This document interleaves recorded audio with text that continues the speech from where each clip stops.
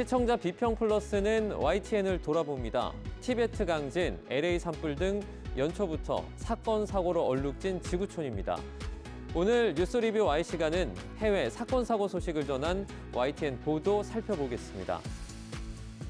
이번 주는 어떤 시청자 의견이 들어왔을까요? 시청자 톡톡 Y에서 확인해 보겠습니다. 잠시 후에 만나보시죠.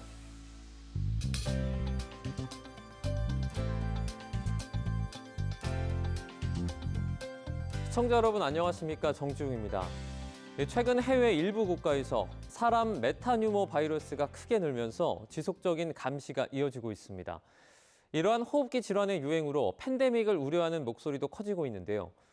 이번 바이러스는 호흡기 비말을 통해 직간접적으로 전파가 되며 감염 시 감기와 유사한 증세를 보인다고 합니다. 약한 증상이더라도 불편을 느낀다면 이 가까운 의료기관에 방문해 꼭 진료를 받으시길 바랍니다. 그럼 시청자 비평 플러스 뉴스 리뷰 Y로 시작합니다.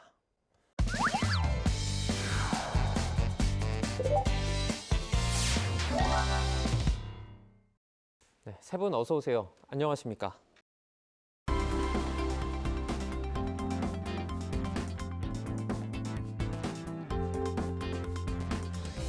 뉴스 리뷰 Y 시작해봅니다. 먼저 김은정 시청자평가원이 가져오신 오늘의 주제부터 들어봅니다.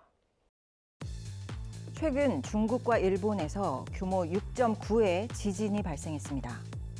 또 미국 팰리세이즈에서 시작된 산불은 LA 역사상 가장 파괴적인 자연재해라 할 만큼 큰 피해를 남겼습니다. 국내 정치, 사회 상황이 아무리 복잡하더라도 자연재해는 미루거나 피해갈 수 없는 만큼 언론은 자연재난 발생을 예방하고 피해를 줄이기 위한 사회적 역할을 감당해야 합니다. YTN은 그 환경감시 기능을 잘 수행하고 있을까요? 오늘 뉴스 리뷰 Y에서는 해외 재난을 다룬 YTN의 보도를 살펴봅니다. 티베트 강진, LA 대형 산불 등 안타까운 소식들이 잇따랐습니다. 관련 소식 전한 YTN 보도부터 살펴보도록 하겠습니다. 박사님. 재난 초기에는 검증되지 않은 정보가 급속도로 빠르게 확산되는 경향이 있기 때문에 언론 보도는 재난을 정확히 이해하고 적절한 대응책을 마련하기 위한 가장 강력하고 효과적인 의사소통 창구가 됩니다. 이번 중국 티베트 강진과 LA 산불 관련 YTN의 보도 역시 이러한 재난 보도라는 측면에서 살펴볼 수 있는데요. 중국 티베트 강진은 1월 7일, LA 산불 보도는 1월 8일부터 보도가 이루어졌습니다. 국내에서 취재가 가능한 재난이 아닌 해외 현지 상황을 취재해야 하기 때문에 해외 방송 보도를 재인용하거나 영상과 정보를 활용해야 하는 특수성이 존재합니다. 따라서 이럴 경우 해외 특파원의 역할은 중요하다고 생각합니다. 맞습니다. 먼저 YTN 특파원을 활용한 보도입니다. 지난 1월 7일 중국과 네팔 국경지대인 티베트 고원에서 지진이 발생했는데요. 중국 강정규 특파원을 통해서 우리 시간으로 이날 오전 11시경부터 중국 현지에서 발표되는 상황을 전했습니다. 이 지진은 중국 지진대망 측정 규모 6.8, 미국 지질조사국은 규모 7.1로 관측한 강진이었습니다. 그래서 여진도 계속됐고요. 시간이 갈수록 피해 규모도 늘었습니다. 지진이 발생한 날 오후 중국 티베트 강진 인명피해 속출, 사망 95명, 부상 130명, 제목 보도에서는 중국 관영 신화통신은 현지 시각 7일 오후 3시 기준 95명이 숨지고 130명이 다쳤다고 보도하고 있는데요. 다음 날 아침 보도, 중국 티베트 강진 피해 속출 126명 사망, 3,609채 붕괴에서는 주택 붕괴도 크게 늘어난 상황을 중국 현지 언론을 통해서 전달했습니다. 군경과 소방대 등이 2,000명 넘게 급파돼서 구조와 수색 작업을 벌이고 있지만 주요 도로가 끊겨서 현장 접근이 어렵고 한파도 예보되어 있어서 사상자는 계속 늘어날 전망이라는 안타까운 소식도 전했습니다. 네, 이어서 중국 베이징 특파원의 보도 다뤄볼 텐데요. 조명 드론 띄워 철야 구조, 칭하이에서도 5.5 지진, 제목 보도를 통해 중국의 인공위성에서 촬영된 사진을 기반으로 지진 전후 차이를 보여주었는데요. 조명 드론을 활용해 수사를 진행하고 있는 상황을 전하기도 했습니다. 강진 관련 정치적 이슈도 함께 전했는데요. 인도에 있는 티베트 망명 정부는 중국의 난개발이 강진의 원인이라 비판을 했고요. 중국 정부는 오히려 티베트 망명 정부를 비판하는 등의 강진을 둘러싼 갈등을 보도하기도 했습니다.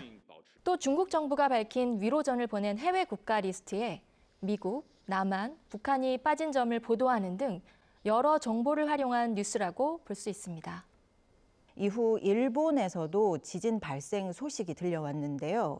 1월 14일 일본 미야자키 앞바다 규모 6.9 지진, 난카이 대지진 오나. 이 보도에서는 13일 밤 일본 규슈 동쪽 미야자키현 일대 지진으로 인해서 건물과 시설물이 흔들리는 영상과 쓰나미 주의보 발령 소식을 전합니다. 전문가들은 대지진 발생 가능성이 있다 이렇게 경고하고 있는 상황이고요. 보도를 지켜보는 시청자 입장에서는 불안하기도 하고 또 여러 가지 의문점도 생깁니다. 그런데 YTN 보도가 정보 전달을 전하다가 중단되고 또 궁금증을 갖게 하고는 해설하지 않는 것 같은 상황입니다. 최근 발생하고 있는 지진의 원인과 한반도에 미칠 수 있는 영향, 그리고 지진 대비 방법과 발생 시의 피해를 줄일 수 있는 방법에 대한 해설 보도, 전문가 대담도 기획해 주시길 부탁드립니다. 네, 조금 구체적으로 설명을 해드리면 티베트 시장 서부 접경 지역에서 발생을 했습니다. 이제 인근의 인도나 네팔까지도 진동이 느껴질 정도였다고 하고요. 또 말씀해 주신 일본 지진의 여파로 국내에서 부산이나 울산 등에서도 이 진동이 감지됐다라는 소식이 있습니다. 이런 대지진에 대한 대비가 필요하다는 전문가들의 조언이 계속 이어지고 있는데요. 이 부분 놓치지 말고 추적 보도 이어나가면 좋을 것 같아요. 일본은 사실 지진이 많이 일어났었고요. 중국도 최근에 적지 않게 지진이 일어나기 때문에 사실 학자들의 연구 결과를 보면 우리나라의 지진 보도 행태는 훨씬 더 우리의 이입된 보도들이 많다는 그런 결과가 나오거든요. 제가 그걸 하나 뽑아봤는데요. 해외 언론은 이제 외국의 지진을 보도할 때 지진 피해 규모와 피해 현황 같은 걸 조명하고 현장 영상이나 사진 등을 활용하고 주로 현장에 가서 취재를 많이 하는 특징을 보이고 있습니다. 이에 비해서 우리나라는 국내 지진 발생 가능성과 안전 대비 경각심을 일깨우는 보도에 집중하는 경향이 있습니다. 그래서 이런 큰 지진이 일어나면 우리 방송 리포터들 가운데 어디 지진, 우리에게도 위험 신호, 우리는 안전한가 이런 제목의 보도들이 많이 있죠. 그리고 특히 이제 한반도 지진 발생 가능성이 요즘 빠지지 않고 계속 언급이 되고 있고요. 그다음에 이제 지진 발생 때 피해 규모나 대비 방안들, 그다음에 국민 불안감 해소, 실질적인 대비책을 마련해야 한다 이런 보도들이 사실 좀 많은 편인데 이번에는 아마 전체적으로 봤을 때 우리 언론들은 지진과 관련해서 우리와 연관성을 많이 보도하는 편이다 이렇게 말씀드릴 수 있습니다. 네, 조금 다른 지진 보도 양상도 설명을 해주셨는데요. 이어서 역대 최대 규모의 산불이라고 합니다. 미국 LA 산불 소식을 전한 YTN 보도도 저희가 살펴보도록 하겠습니다. 현지 시각 1월 7일 오전 미국 로스앤젤레스 퍼시픽 팰리세이드에서 산불이 발생했는데요. 이 산불은 거센 바람을 타고 멈추지 않고 확산했습니다. 1월 8일 미국 LA 부촌 퍼시픽 팰리세이드 산불, 강풍의 급속 확산, 이 보도에서는 산불 발생과 확산 소식을 전하고 있습니다. 이어지는 보도에서도 피해 상황을 전하고 있습니다. 1월 10일 LA 산불로 폭탄 맞은 듯 초토화, 18만 명 대피령, 이 보도에서는 미국 뉴욕에 있는 특파원이 현지 상황을 자세히 전하고 있습니다. 그런데 이 보도를 보면서 마지막 장면이 다소 의아했는데요. 뉴욕에서 소식을 전하고 있는 특파원이 불타고 있는 구조물 사진을 배경으로 두고 서서 리포팅하는 장면입니다. 현장감을 살리기 위한 시도로 볼 수 있겠죠. 그러나 보는 이에 따라서는 실제 현장에 가지 않고 마치 현장에 나온 것처럼 기망한다 이렇게 받아들일 수도 있습니다. 이러한 보도 형식에 대해서는 오해가 없을지 다시 한번 고려하시는 게 좋을 것 같습니다. 앞에서도 말씀드렸지만 해외 자연 재난 사건 보도는 현지 취재가 어렵다는 특수성이 존재하기 때문에 특파원의 역할은 그 어느 때보다 중요하다고 생각합니다. 시청자 이목이 더욱 집중된 만큼 더 신중한 보도, 태도도 필요하겠는데요. 해외 자연재해 상황을 보도해야 하는 경우 특파원이 현장 취재를 하기 어렵기 때문에 현지 뉴스 영상, 정보를 활용해 시청자에게 전달해야 하는 어려움이 존재합니다. 평가원님께서 언급해 주신 특파원의 화면 연출도 같은 맥락에서 상황의 특수성이라는 난관이 있었기 때문이지 않을까 생각합니다. 그럼에도 불구하고 현지 뉴스의 중요 사건과 아젠다를 선택해 정리하고 뉴스로 작성하는 현장 목격자로서 특파원은 저널리스트의 역할을 수행해야 합니다. YTN의 보도를 통해 특파원, 국내 기자의 시각, 해외 언론 보도의 영상 자료와 정보가 시청자에게 전해지는데요. 재난 관련 정보 전달뿐 아니라 관련 원인 진단과 다양한 주체들 간의 갈등, 정치적 입장 차이 등을 정리해 시청자가 잘 이해할 수 있는 뉴스 보도가 될 수 있도록 계속 노력해 주시길 부탁합니다. 네, 특파원 역할의 중요성을 다시 한번 일깨워 주신 것 같습니다. 피해가 큰 만큼 화재 원인이 무엇인가에 대한 궁금증이 커지고 있습니다. 화재가 발생을 하고 시간이 꽤 지났는데요. 여전히 원인은 밝혀지지 않고 있죠. 예, 맞습니다. 그래서 이번 미국 LA에서 발생한 대형 산불을 두고 그 원인이 무엇인지 진단하는 보도가 필요하다고 느꼈는데요. 미국 내 정치권의 책임 공방을 다루는 보도는 있었습니다. 근본적인 원인에 대해 해설하는 보도가 없어서 기다리고 있었는데요. 1월 12일 기후 마지노선 넘었다. 지구기온 사상 최고. 이 제목의 보도는 이번 미국 산불 배경에는 극단적인 날씨 변화가 있다고 지적하고 있습니다. 캘리포니아엔 재작년부터 이례적으로 많은 비가 내려서 수풀이 무성하게 자란 상태였다고 합니다. 그러다가 지난해 여름부터는 기록적인 폭염과 또 가뭄이 이어지면서 수풀이 바짝 말라서 거대한 불쏘시개 역할을 했다는 설명입니다. 대다수 전문가는 이런 기상이변의 원인으로 지구 온난화를 주목하고 있습니다. 이러한 상황에서 기후변화 자체를 부정하거나 또 무시하는 세력이 약진하고 있는 상황을 또 이 보도에서는 우려하고 있습니다. 전 지구적 차원에서 체감할 수 있는 변화 폭과 또 재난의 강도가 커지고 있는 만큼 이러한 기후 의제를 제기하고 공론화하는 보도와 해설이 이어지길 기대합니다. BBC에서는 이번 LA 산불 원인을 진단하면서 이미 기후 위기에 여러 징후가 있었고 로스앤젤레스 다운타운은 2022년과 2023년에 전례 없는 양의 강수량을 기록했다는 점을 짚기도 했습니다. 국내외 언론 보도를 살펴보다가 한 가지 눈에 띈 것이 있었는데요. 재난 상황을 빠르게 전달하는 것뿐만 아니라 방송 보도에서 다 다루지 못한 정보를 방송사 홈페이지를 통해 알리는 것도 의미 있는 정보 제공일 수 있겠다고 봤습니다. 일례로 BBC에서는 기후 변화가 무엇인지 이에 대한 심플 가이드를 LA 산불 발생 이후 보도하는 것과 동시에 2025년 1월 11일 홈페이지에 기후 변화, 기후 위기 등의 정보를 제공하고 있습니다. 이런 부분들이 국내 방송 환경에 반영된다면 더 긍정적인 효과를 볼 수 있을 거라고 판단합니다. 이 재난 관련 보도에서 더 깊이 있는 분석이 있으면 좋겠다라는 생각이 드는 대목입니다. 제주항공 여객기 참사 보도 분석대회도 언급이 됐습니다. 신중한 언론 보도의 중요성이 꾸준히 강조되는 것 같은데요. 재난, 참사 앞에서 마주한 언론의 모습, 반성이 좀 필요한 부분이 있는 것 같죠? 네, 맞습니다. 재난 관련 언론 보도의 역할이 중요한 이유는 재난 초기 단계에서는 사회 구성원들이 위험에 대처할 수 있도록 발생한 상황에 대한 경고를 제공하고 진행 상황을 알려야 하기 때문입니다. 이 과정에서 재난 보도는 해당 사건을 목격 또는 증언하는 과정으로 개념화되기 때문에 저널리즘의 목격 역할과 관련된 관행 및 활동 등을 목격 저널리즘으로 칭할 수 있습니다.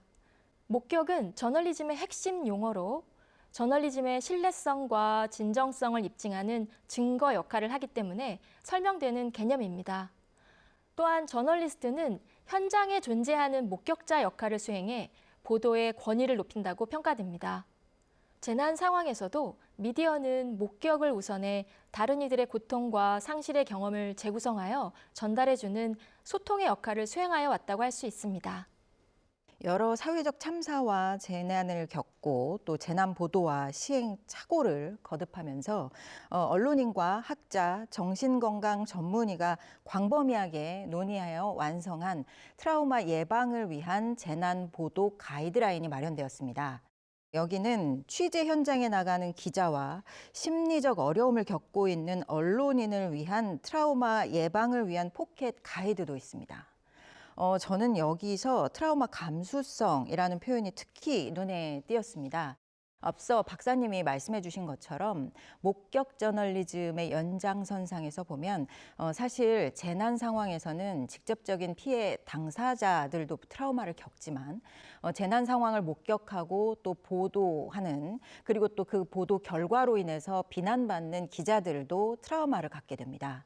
가이드라인은 준비와 취재, 보도 이렇게 3단계로 나누어서 구체적인 가이드라인을 제시하고 있는데요. 언론사 차원에서는 연간 1회 이상 교육하도록 권장하고 있습니다. 제가 간혹 현업에 계시는 기자분들을 만나 뵈면 이러한 가이드라인과 보도 준칙들이 있는지도 잘 모르는 분들이 많이 계세요. YTN에서는 이러한 교육과 실천이 어떻게 이루어지고 있는지 궁금합니다. 우리 언론사는 아직 이런 교육들이 체계적으로 이루어지지는 않고 있고요. 이와 관련해서 그 국제 트라우마를 치료하기 위한 국제 단체의 전문가가 피해자나 유족, 언론이 트라우마를 함께 치료하기 위한 재난 보도 주의점이라는 것을 내놔서 제가 좀 눈에 띄어서 소개를 해드리려고 하는데요. 첫 번째는 사실의 정확한 판단입니다. 두 번째는 인터뷰 대상자의 동의를 얻어라. 인터뷰의 시점이나 주제 공개 범위에서 대상자에게 최대한 많은 권한을 주고 통제권을 주는 것이 좋다. 그렇게 되면 인터뷰를 하는 사람이 그로 인해서 트라우마 치료에 도움을 받는다는 얘기가 되는 것이고요. 또 하나는 좀 눈에 띄는 것이 우리가 보통 그 참사 현장에 가서 유족들을 만나면 얼마나 슬프십니까? 이렇게 물어보고 인터뷰를 시작하는 경우가 많은데 이런 가정을 하지 말라는 겁니다. 왜냐하면 같은 경험을 하더라도 서로가 느끼는 부분이 다르기 때문에 이렇게 상대방의 상태를 가정하고 질문하는 것은 트라우마 치료에 도움이 안 된다는 것이고요. 또 하나는 왜 기자들이 이렇게 유족들을 인터뷰하면서 자극하느냐 이런 지적들이 많았는데 그럼에도 불구하고 피해자나 유족에게 말을 걸어라라고 권고를 하고 있거든요. 그런 이유는 뭐냐면 어느 누군가는 이야기를 하고 싶은 사람이 있다는 것이죠. 그러니까 그 사람의 입장에서 그 사람의 시각을 대변해주기 위한 인터뷰를 하게 되면 그것은 그 피해자나 유족들에게 트라우마를 치료하는 기회를 제공할 수 있다는 것이죠. 그러니까 이런 지적들도 좀 참고할 필요가 있다 이렇게 생각합니다. 말씀해 주신 부분을 포함해서 어느 때보다 이 보도 준칙이 강조되고 있습니다. 신중한 보도가 당부되는 만큼 적극적인 노력과 또 조치가 필요한 실정인데요. 어떻게 보셨죠? 언론의 관행과 문제점들이 개선되기 위한 적극적인 행동이 필요한 때라는 생각이 듭니다. BBC의 경우에는 편집 가이드라인을 제정하고 그 중에 전쟁, 테러, 비상 상황과 같은 재난에 대한 섹션을 따로 두어서 구체적인 보도 준칙을 제시하고 있습니다. 특히 공식 기관의 발표와 피해자의 이 합의 조치가 있기 전까지 불필요한 속보 경쟁으로 인해서 피해자 신상 보도를 해서는 안 된다. 이렇게 명시하고 있습니다. 제주항공 여객기 참사 현장에서는 언론에 가족들이 먼저 재난보도 준칙, 준수를 요청했다고 하죠. 피해자와 가족의 인권을 보호해달라. 어느 정도 시간이 지나면 다 말씀드릴 테니 인터뷰를 강요하지는 말아달라. 가족들의 요청이었는데요. 우리 언론 환경을 돌아보게 만드는 인터뷰였습니다. 마지막 가슴에 좀 깊게 남게 되는 그런 내용인 것 같습니다. 그럼 오늘 뉴스 리뷰 와이 내용 정리해 보겠습니다. 이것만은 꼭 시간인데요. 먼저 평가원님부터 한 줄평 부탁드립니다. 재난보도, 이제 알고 있는 것을 실천할 때. 다양한 경험을 통해 우리 사회 구성원은 모두 재난 상황에서 언론이 담당해야 할 역할과 지속해서는 안 될 관행에 대해서 알고 있습니다. 오랜 시간 성장통을 겪으며 시민들도 언론인들도 내면화한 교훈을 이제는 실천할 때입니다. 언론인과 시민, 각계 전문가가 함께 참여해서 만든 자율규정, 재난보도 현장에서 최고의 교과서이자 가이드라인이 될 것이라 믿습니다. YTN이 한 발 앞서 공론화하고 적극적으로 실천해 주시길 바랍니다. 네, 이어서 이종임 박사님의 한 줄 평도 들어보겠습니다. 기후변화 원인과 대안까지 다루는 후속 보도로 이어지길. 지속적으로 전 세계에서 폭설과 홍수, 가뭄, 산불 등이 발생하고 있고 우리도 지난 2024년 여름 유례없는 더위를 경험했습니다. 기후위기 극복을 위한 일상생활 속 실천 방법을 고민하는 시민들이 늘어나는 것 역시 기후위기의 심각성을 인지하고 있기 때문일 것입니다. 그리고 기후위기 극복을 위한 시민들의 실천과 요구에 부합하는 재난 상황의 목격자로서 저널리스트와 미디어의 역할은 매우 중요합니다. 온난화로 발생하고 있는 전 세계 자연 재난에 대한 취재뿐 아니라 기후 변화의 원인 분석과 대안을 모색하는 YTN의 후속 보도도 이어졌으면 합니다. 뉴스 리뷰 Y 순서는 여기서 마치도록 하겠습니다. 세 분 오늘 말씀 잘 들었습니다. 고맙습니다.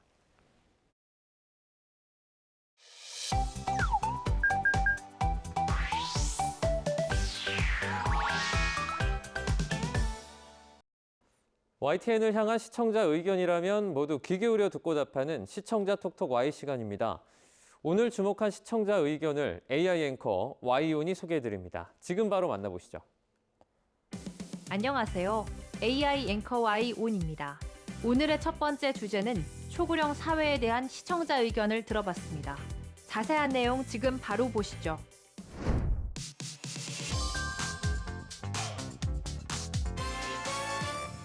대한민국이 65세 이상 인구가 5명 중 1명꼴인 초고령 사회에 들어섰습니다. 우리나라가 고령 사회에 들어선 지 7년 만에 초고령 사회에 진입했다는 소식을 알린 리포트가 있었습니다. 시급합니다. 김연아 기자입니다. 국내 주민등록 인구 가운데 65세 이상 인구가 23일 기준 1,024만 4,550명을 기록했습니다. 정부는 초고령 사회에 대비해 정년 연장과 이민 비자 제도 개선 등의 조치에 나서고는 있습니다. 하지만 저출산과 고령화 속도에 비해 대응은 거북이 걸음이란 지적이 끊이지 않았는데 심지어 최근 전국 불안으로 정년 연장부터 연금, 의료, 돌봄 대책 등 모든 논의가 멈춘 상태라 초고령 사회에 대한 우려를 더하고 있습니다. 빠르게 초고령 사회에 진입했지만 이에 대한 우리나라의 대응은 발맞춰 가지 못해 앞으로 대책 마련에 대한 우려를 낳게 한 보도였는데요. 보도에서 UN 기준을 근거로 우리나라가 초고령 사회에 진입했다는 소식을 전했는데 해외 사례를 통해 초고령 사회의 성공적인 정책 등을 전했다면 도움이 되었겠다는 시청자 의견이 있었습니다. 시청자 톡톡 Y에서 초고령 사회에 대한 해외 정책 사례를 알아봅니다. 일본은 2005년 세계 최초로 65세 이상이 전체 인구의 20%를 넘어서면서 초고령 사회가 됐습니다. 한국보다 17년 일찍 초고령화 시대를 맞은 일본은 65세 고용 의무화를 보편적으로 안착시켰는데요. 일본은 2013년 고령자 고용 안정법을 시행했습니다. 일본의 법정 정년은 60세이지만 노동자가 계속 고용을 원하면 기업이 65세까지 의무 고용하도록 했는데요. 정년 60세를 맞은 노동자는 누구든 원하면 기존에 재직하던 기업에서 65세까지 일할 수 있습니다. 기업에는 계속 고용 대상자 선별권을 주지 않았고 대신 정년 연장, 정년 폐지, 퇴직 후 계약직 재고용이라는 세 가지 선택지를 줬습니다. 그 결과 일본에서 65세까지 고용을 의무화한 기업 비율은 99.9%에 달합니다. 일본 후생 노동성 자료를 보면 2022년 기준 약 70%의 일본 기업이 퇴직 후 재고용 제도를, 나머지 30%는 정년 연장이나 폐지를 선택했습니다. 60에서 64세 취업률은 2012년 57.7%에서 2022년 73%로 뛰어올랐는데요. 65에서 69세 취업률도 37.1%에서 10년 만에 50.8%로 올라갔습니다. 다음으로 시청자 톡톡 Y 두 번째 주제는 출생아 수 증가에 대한 시청자 의견을 들어봤습니다. 어떤 내용을 담고 있는지 이어서 확인해 보시죠.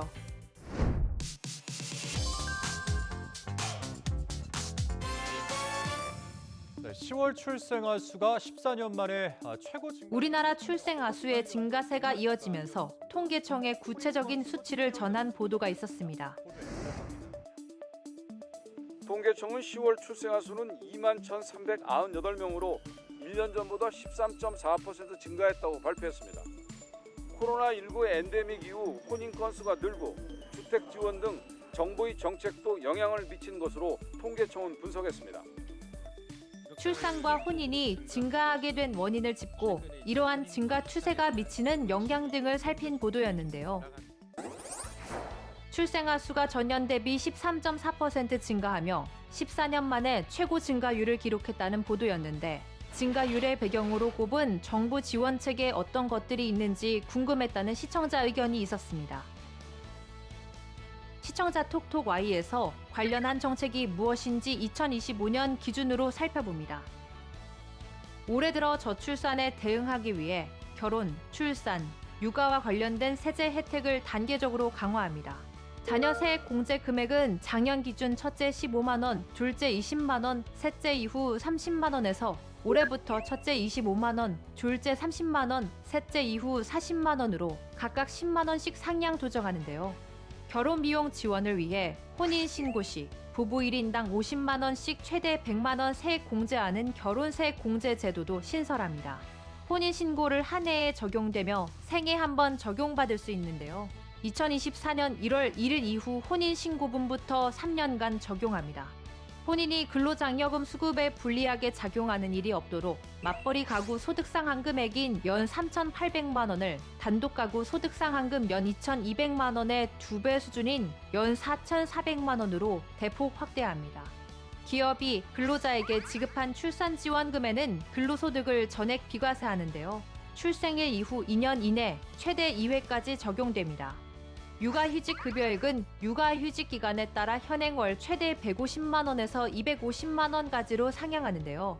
개정 육아지원 3법도 시행합니다. 부모가 각각 3개월 이상 육아휴직하거나 한부모, 중증장애 아동의 부모일 경우 육아휴직 기간이 1년에서 1년 6개월로 늘어나는데요. 육아휴직을 4번에 나눠 사용할 수 있고 배우자 출산휴가 기간은 10일에서 20일로 늘어난다고 합니다. 마지막으로 오늘 시청자 톡톡 Y 세 번째 주제는 수소가스 충전소 화재에 대한 시청자 의견을 들어봤습니다. 이어지는 내용도 지금 바로 만나보시죠.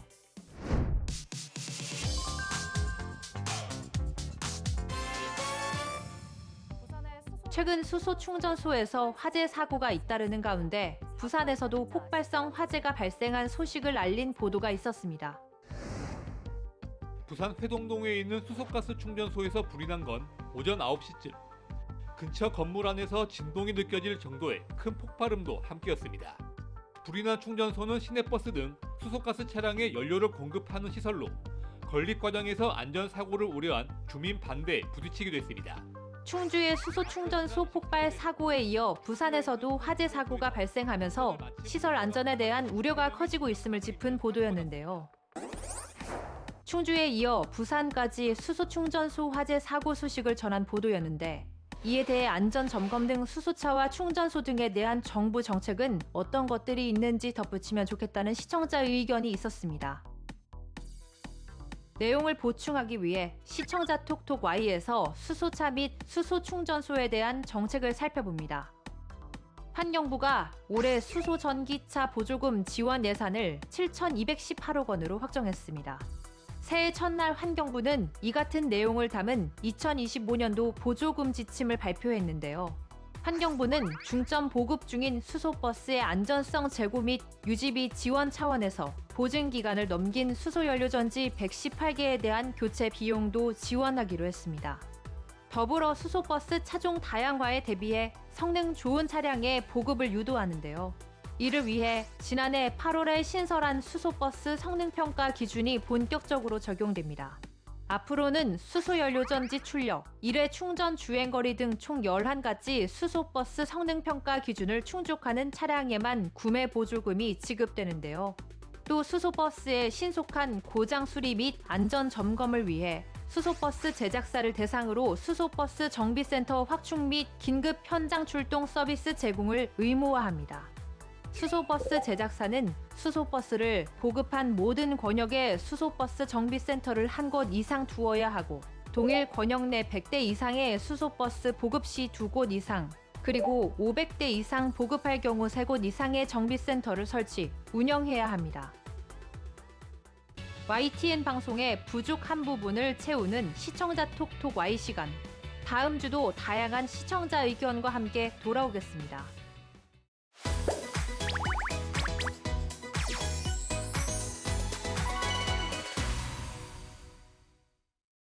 안녕하세요. YTN DMB 시청자 평가원 박하민입니다.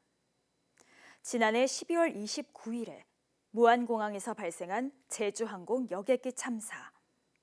27년 만에 발생한 최악의 국내 여객기 사고인 만큼 정확한 사고 원인 규명과 재발 방지 대책에 대한 목소리가 높아지고 있는데요. 하지만 아직까지 명확한 원인이 밝혀지지 않아 유가족들은 답답한 마음을 호소하고 있습니다. 이번 주 팩트 추적에서는 여객기 사고에 풀리지 않는 의문점들에 관해 이야기 나누었습니다.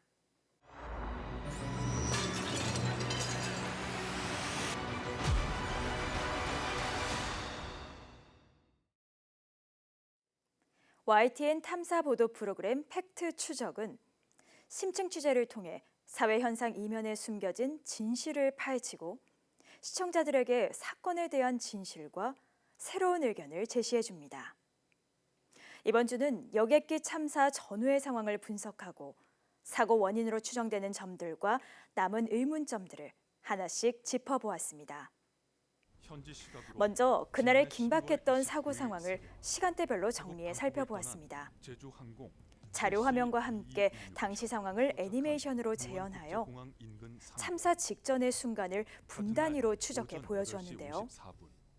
급박했던 그날의 정황과 조류 충돌 경보부터 참급까지 단 6분의 시간밖에 걸리지 않았다는 사실이 마음을 먹먹하게 했습니다. 이어서 사고 원인으로 지목되고 있는 조류 충돌과 작동하지 않은 랜딩 기어, 로컬라이저 시설의 안전 규정 위반 문제에 대해 하나하나 꼼꼼히 살펴보았습니다. 적극적인 취재를 통해 새로운 사실을 시청자에게 전해주려는 노력이 곳곳에 묻어났는데요. 취재를 통해 확보한 보잉사 매뉴얼을 기반으로 복갱 이후에 이루어진 재착륙 방식을 주제로 다각도로 논의하였고, 사고 여객기와 같은 기종의 모델을 살펴보며 사고 당시 기체 상태에 관한 전문가의 의견을 들어보았습니다. 또한 허드슨 강의 기적을 근거로 해상 착륙이 더 나았을 거라는 일부의 주장 등 착륙에 대한 다른 관점도 언급해 주어 보다 폭넓은 시각으로 생각해 볼 수 있었습니다. 인명피해를 키운 원인으로 지목되는 로컬라이저 시설의 설치 규정 위반에 관한 논의도 이어졌는데요. 가벼운 부상자만 있었던 2015년 아시아나 항공 여객기 사고를 비교해 보여주어 콘크리트 둔덕 위에 세워진 로컬라이저의 문제점을 보다 쉽게 이해할 수 있었습니다. 프로그램은 여러 난관에도 불구하고 사고 원인을 밝히는 데에 최선을 다해야 한다는 당부로 마무리되었습니다. 정부는 지난 18일 제주항공 여객기 참사 합동 추모식에서 철저한 조사로 사고 원인을 명확하게 규명할 것이라고 약속했는데요. 어서 빨리 정밀 분석 결과를 토대로 한 정확한 사고 원인이 밝혀져 그에 따른 책임 규명과 재발 방지 대책이 마련되기를 바랍니다. 이번 주 팩트 추적은 여객기 참사의 사고 전후 상황과 사고 원인에 대한 의문점, 그리고 그 근거에 관해 면밀히 다루었습니다. 특히 여러 가능성의 무게를 두고 다양한 관점에서 접근하였고, 세간에 제기되는 의문과 주장에 대해 어느 하나 놓치지 않고 꼼꼼하게 다루어냈는데요. 앞으로도 팩트 추적이 시청자가 반드시 알아야 할 중요한 진실을 전해주는 핵심 프로그램으로서 성장하기를 기대합니다.